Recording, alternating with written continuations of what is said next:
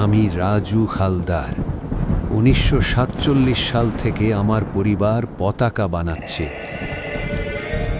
ও আমার দেশের মাটি, তোমার পরে ঠেকাই মাথা।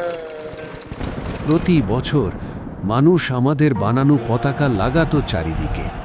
খুব গর্ব হতো। একদিন হঠাৎ জানলাম ভোটার তালিকা থেকে আমার নাম কেটে দেওয়া হয়েছে। এইটুকুই, নাম কেটে দিল আর সরাসরি এখানে এনে ফেলে দিল। আমি দেশের পতাকা বানাতে পারি, কিন্তু দেশের নাগরিক নই। এর চেয়ে ভালো আমাকে মেরে ফেললেই হতো। আমরা মতুয়া। আমরা বিশ্বাস করেছিলাম। ওরা বলেছিল আপনারা এখানকারই মানুষ। আপনারা এখানকারই মানুষ, আপনারা অধিকার পাবেন। কিন্তু একদিন পুরো গ্রামের সকলের নাম কেটে দিল একসাথে, যেন আমরা কখনো ছিলামই না। ভোটার তালিকা থেকে নাম কাটা মানে রেশন বন্ধ, সব প্রকল্প বন্ধ। তারপর আমাদের এখানে এনে ফেলে দিল।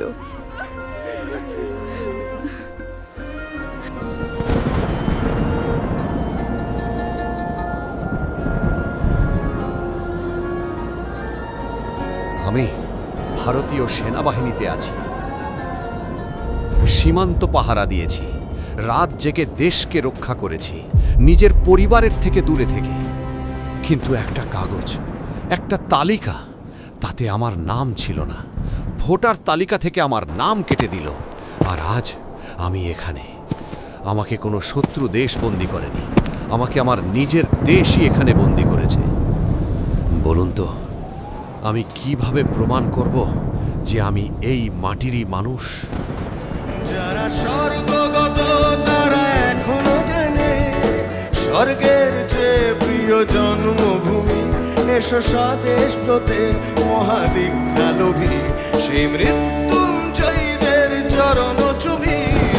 যারা জীর্ণ জাতির বুকে জাগালো আশা, মৌনমলিন মুখে ফোটালো ভাষা। যারা জীর্ণ জাতির বুকে জাগালো আশা, মৌনমলিন মুখে ফোটালো ভাষা। আজ রক্ত কমলে গাথা, আজ রক্ত কমলে গাথা মাল্যখানি।